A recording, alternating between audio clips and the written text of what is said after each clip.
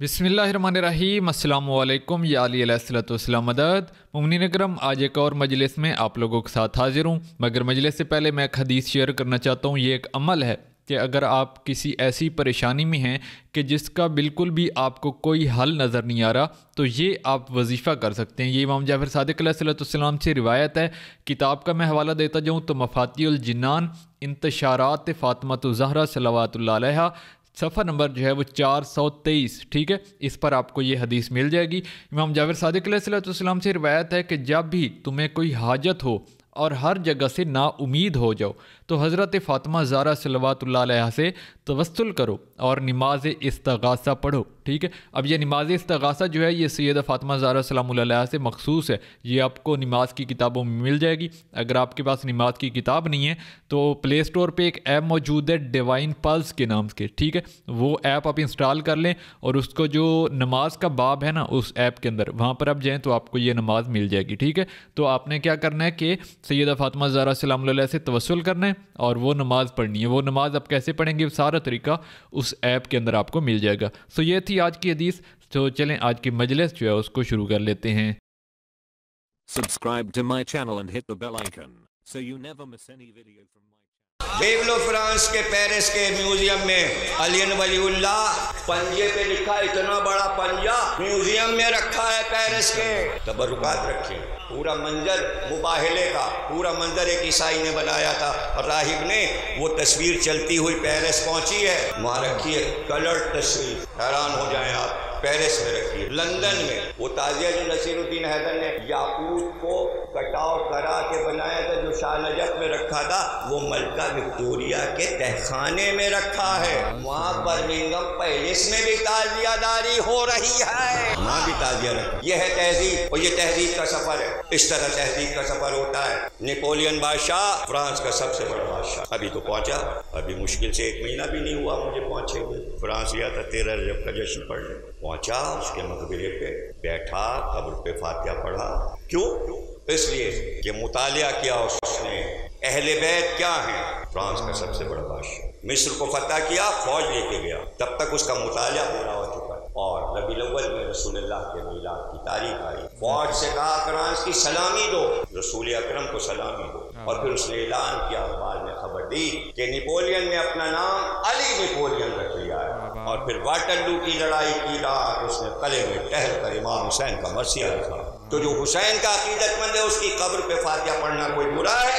जिसने अपना नाम अली नेपोलियन रखा, चला हुसैन से पहुंचा तौहीद तक। मुसलमानों की अक्ल में ये नहीं आ रहा है, यही अदादारी तौहीद समझाएगी, ये आपकी टोपियां नहीं। फ्रांस से मैं इटली पहुंचा, यानी जश्न अली पढ़ के फिर वहाँ का जश्न अली, और जहाँ वहाँ पहुँचा तो फिर मैंने पूछा भाई क्या हाल है यहाँ। उनका अभी कल ही तो प्रेस कॉन्फ्रेंस में इटली के वजीर आज़म आयरन सी का बयान आया है प्रेस कॉन्फ्रेंस में कि अगर आपको अच्छी ज़िंदगी गुजारनी है तो जैसी ज़िंदगी शिया गुजारते हैं ऐसा गुजारिए।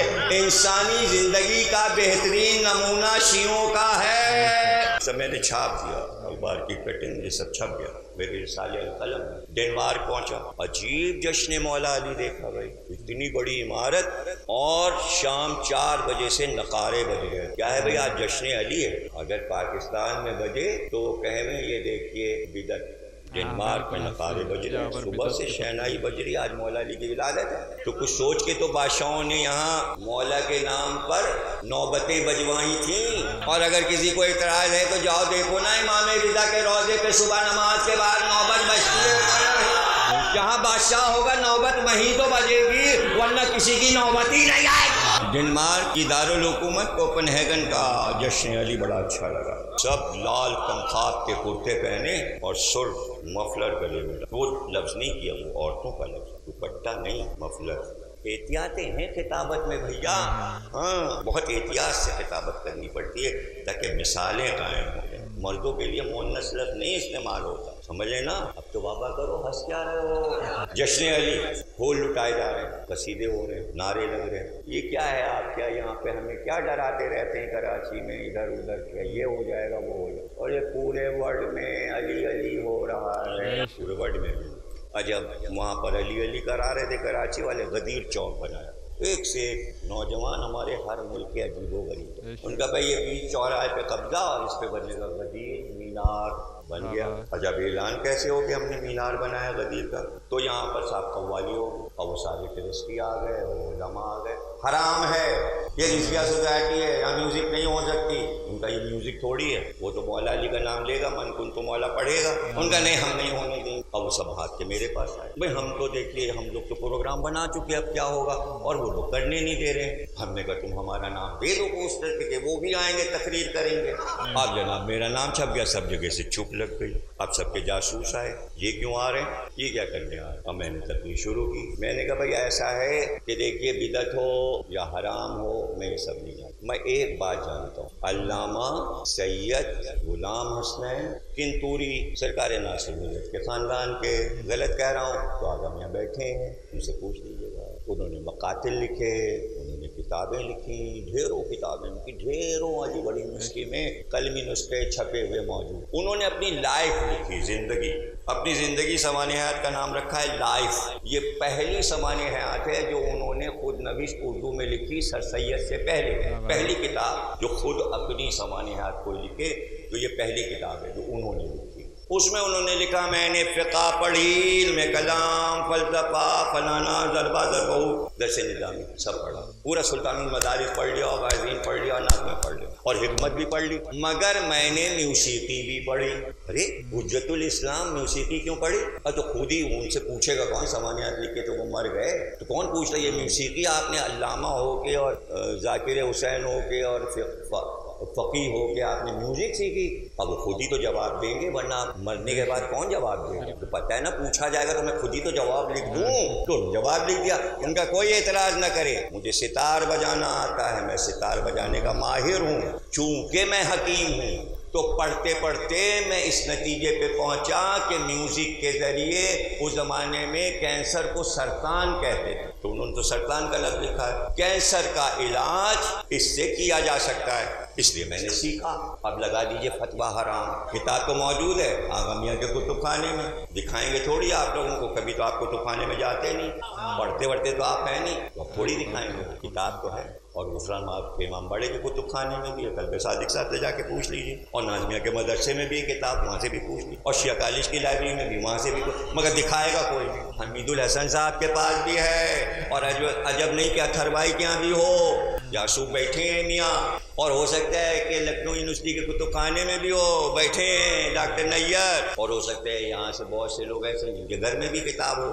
تو دیکھ لیجیے گا جا کے. وہ کہتے ہیں بھائی مہاراجہ بنارس کو کینسر ہو گیا, آیت اللہ کنتوری کہتے ہیں, ڈاکٹر اور حکیم اور وید اور یہ اور وہ کچھ بھی نہیں. مجھے بلایا گیا, میں گیا بنارس, مہاراجہ کو میں نے بٹھایا, چڑیا پکڑ کے منگوائی, پھر چڑیا آ گئی, رسی اس کے پیر میں باندھ کے تاگا بٹھا دیا, اور جب پیر میں رسی باندھی ہے چڑیا بیٹھی رہتی چپ, مجھے پتہ ہے میں اڑ ہی نہیں سکتی, قید.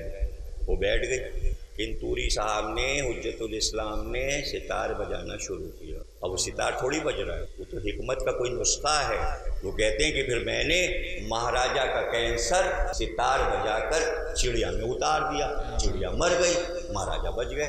تو کیا پتہ چلا, میوزک میں کینسر کا علاج ہے. میں نے کہا ان بچوں نے, ماتمی انجمن والوں نے یہ علی علی کے لیے بلایا ہے, آپ کو کیا پریشانی ہے؟ چونکہ دشمن علی کا کینسر پاکستان میں پھیل رہا ہے, تو یہ علی علی علاج ہے. اب خبریں گئیں سب جگہ. ان کا بھائی اس میں تو کچھ بھی نہیں ہو سکتا, انہوں نے تو عالم کی کتاب کا حوالہ دے دیا, حلال ہو یا حرام ہو. تو کہیں پر کسی چیز کا علاج کسی چیز سے ہوتا ہے, علاج دلیلیں موجود ہوتی ہیں. کوئی کہے جہنم کی آگ, ان کا بھائی کیا پڑھ دیا, ارے کیا اندھے ہو, آگ کا ماتم نہیں دیکھا؟ اسے کہتے ہیں دلیل, زندہ دلیل, آگ پہ چلنا. اور انہوں نے تو یہ کہہ دیا کہ اندھے دیکھ لے, ہم آگ پہ چلتے ہیں. ہم اس سے بڑی بات کہتے ہیں, اب چاہیں تو نیّر مجیدی نظم کر لیں, آگ پہ یا ابراہیم چلے یا شیعہ چلتے ہیں. اور قرآن نے ابراہیم کو شیعہ کہا ہے, انہوں نے بھی آگ کا ماتم کیا, اس لیے وہ شیعہ ہو گئے. اِنَّ مِن شِیَعَتِهِ لَإِبْرَاہِیم, ابراہیم تو شیعوں میں کا ایک شیعہ ہے, شیعوں میں کا ایک شیعہ ہے, ان شیعوں میں کا ایک